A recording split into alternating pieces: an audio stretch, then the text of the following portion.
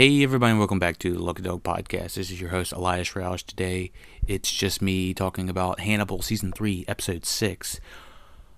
Holy shit, holy shit, holy sheet, holy sheet, holy sheet, holy sheet, holy sheet, holy sheet. This was an insane episode. Followed from the previous episode. Episode 5, where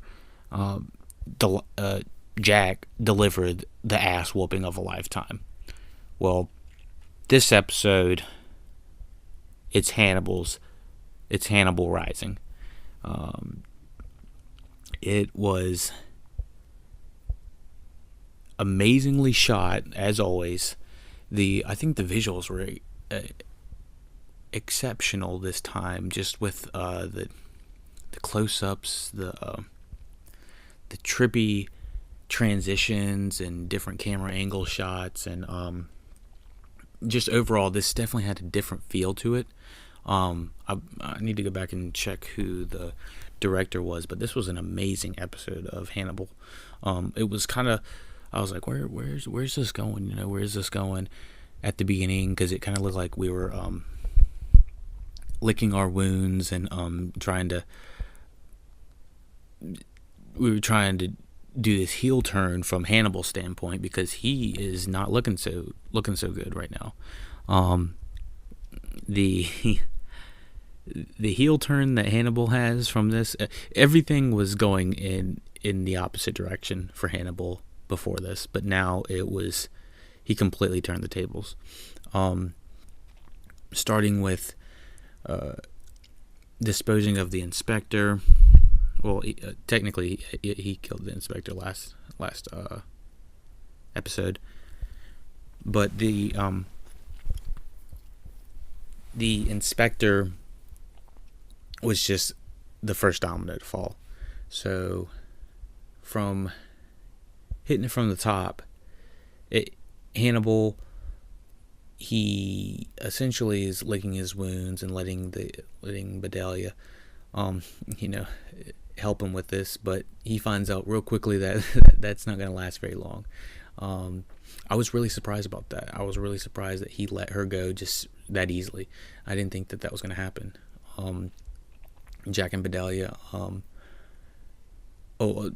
In between that, Chio finds Bedelia, and it was an interesting little reunion. They both have big connections with Hannibal, and they kind of like, what are you doing here? And she's like, what are you doing here? Where are you from? How do you know Hannibal? What, this, that, and the other. And I'm growing a little bit more keen to Chio. Just the first few episodes, she was not really, I don't know, it didn't seem like she was comfortable in front of the camera or something like that, and now she seems a little bit more comfortable with the deliveries and what she's getting. Something about maybe having a gun in her hand just makes her feel a lot more comfortable, or something like that. But I really thought that she played her part well, especially with Bedelia Demoire. I'm just calling Bedelia. They had interesting conversation, and I think they played well off of each other.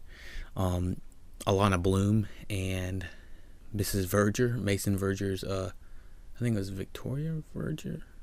I don't know, Mrs. Verger.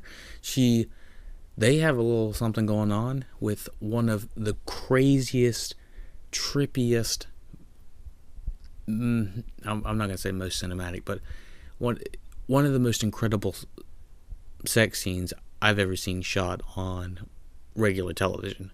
Now, they can't show, like, the front, back, and all different sides of, the human body, so they kind of had to get creative with it, and I think they did a really good job. Kelly was like, she wanted to see more nudity, but I was like, I knew that they couldn't do it. They can show everything else but nudity on this show, evidently. But yeah, I thought it was wonderfully shot. Just the different transitions that formed, the kaleidoscope effect, the trippy. There were so many different effects that faded in and out and connected with one another. It was just wonderfully done. I'm curious whose idea, how they decided to come up with this. But I guess I could tell throughout the entire episode that the majority of the close-ups had to do with these kind of, not hallucinations, but trippy, I keep saying trippy, but distorted parts of reality. And it even down to the key of even down to the details of Bedalia going on like heroin. She was, or not heroin, it was some sort of concoction that I believe that Hannibal had whipped up for her, and she just happened to be taking all the time. She was getting high or whatever on it, and so it was quite obvious that I think that this episode was supposed to be like Hannibal, like drugging us, the viewer, because it really felt like an acid trip most of this time, an acid trip drama. It was insane. The Mason Verger and sister dynamic have them discussing about him wanting. First of all, he is such a douche. He's so terrible, and he tried to justify himself for what he did season 2. That's not justifiable at all to his sister. And then he's trying to talk bad about buying babies or something like that. Screw that guy. Terrible individual. But yeah, so it looks like she's going to be trying to have a baby of some sort soon. I'm not sure why they keep trying to push that. No one wants to have the Verger's family reunion or something like that. It's not what this show's about. Get that out of here. But yeah, let me think. Anything else?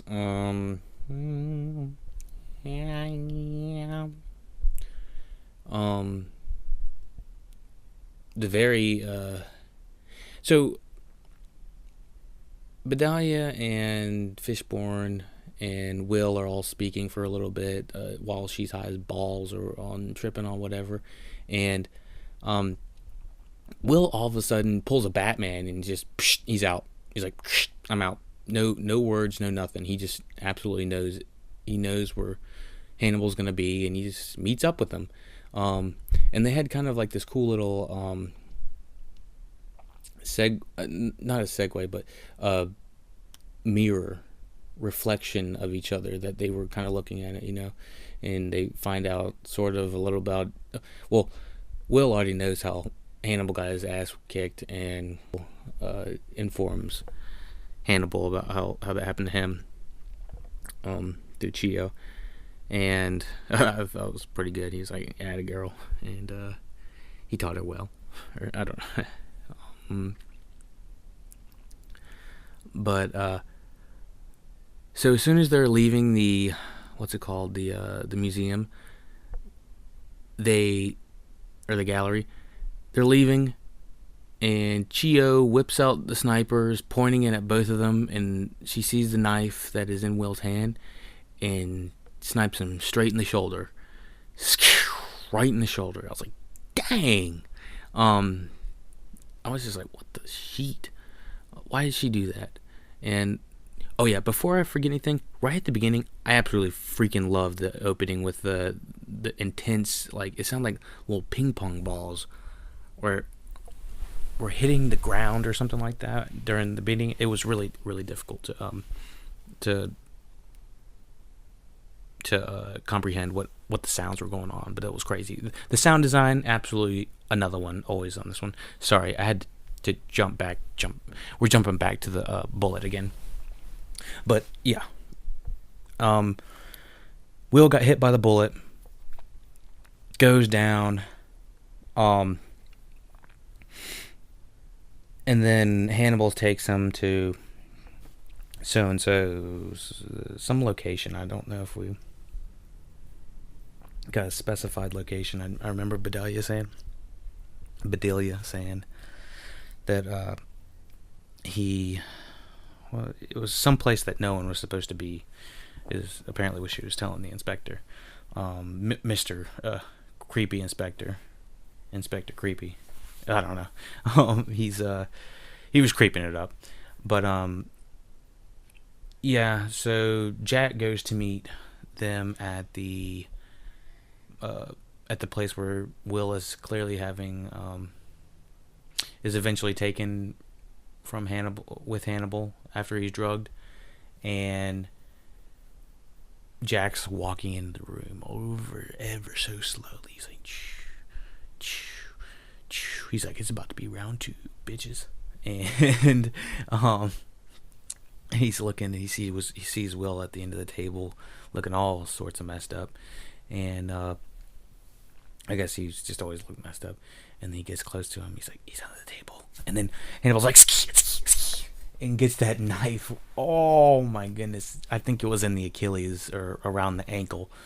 But I felt it for like 5 minutes after watching that. I mean, even while watching that thing go on Will, I was like, God, my ankle still hurts. It feels like, just bad. But yeah, so, yeah. Jack's taken down. Hannibal sits him up for dinner, and they have themselves a nice little something. I don't remember if I don't think we know exactly what they decide to eat, but Hannibal is saying, we have something on the menu, something new on the menu, and so he whips out the saw and takes it directly to Will's head. And oh my Lanta, the visuals in this must have been $1 million shot or something like that. I don't know.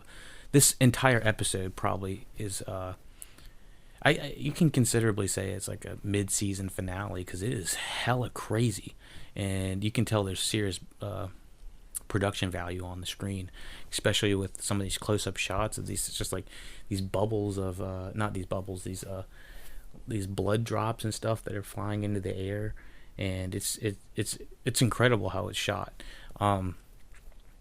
especially with the trippy visuals and everything. The only thing I would say that I would gripe about this entire episode was the fact that it went ahead and showed us a little bit further in. I almost would have rather they just cut the scene right after they were going into Will's head, and just cut, and so that we didn't fade into the Mason Verger thing and know all of a sudden that Will was fine. The guy beside him was fine. I don't even know who was beside Will. I don't even did we get confirmation of that guy? Like I'm still not sure. Let me see if I can get a confirmation on who the individual was that was beside him. Before I get confirmation on who that guy was, the chef of Mason Verger is Mr. Creepy. There's so many creepy dudes in this. Everyone's Mr. Creepy. This is True Detectives. I think, I don't remember if it was some cult leader or something like that. I couldn't remember exactly what. It was the something king, and he plays that guy. I thought that was crazy. Just the conversations they were having about eating Hannibal or something like that. They were clearly on the same page. Mason Verger also has a very strange dream about transubstantiation. I had to look it up, and I was like, what in the heck is going on? It was something about with the body with bread and wine, and I guess it turns to bread and wine or something. He was having some sort of strange dream, and yeah, it was very odd. But here, let me see if I can get this confirmation. I know I'm like 90% sure that was not Jack at the very end, because I'm pretty sure this looked like a pretty light-skinned dude, unless Jack is bled out. But I do not see a very good outcome for Jack coming up after this episode. I think we might have lost one of our main characters here, because I think last was that last episode 6 that we lost Beverly? Something about these episode 6 is that they know that they need to amp the fire. They need to start it, add some gasoline to it. Like they are just like, they know what to do. They need to, Ryan started the fire. Hannibal started the fire. Oh my goodness. Okay, so I'm currently seeing Will's brain evaporate into the sky while the blood's flying out. How is he alive after that? I'm really curious about how all that went down. Okay, so the blood drops fade into the snow, and then we're shown these pigs and pork, just meat hanging up, which I thought we were going to get a dead Will. I was like, oh my gosh, this is when we're going to get it. Will is clearly conscious. His head looks okay. It doesn't look terrible. Let me see if I can get confirmation on... Oh my Lanta, is that Hannibal? Hannibal is right beside him, I think. What the hell is... Hannibal's beside him. Okay. I did not see that coming. Is this about to be a... What? What? And then Mason Verger pulls up and he's like, oh, gentlemen, welcome to the Muskrat Farm. They should have hired me for that guy's voice. So yeah, that's... Holy shit, that's Hannibal. Holy... Just fell out of my seat. Jeez Louise, that was insane. I can't believe that's Hannibal. I'm still in shock. Whoa. Yeah, okay. So we have... Whoa, okay. Everyone's all together, I guess, except for Jack right now. And no one really cares about Chia that much.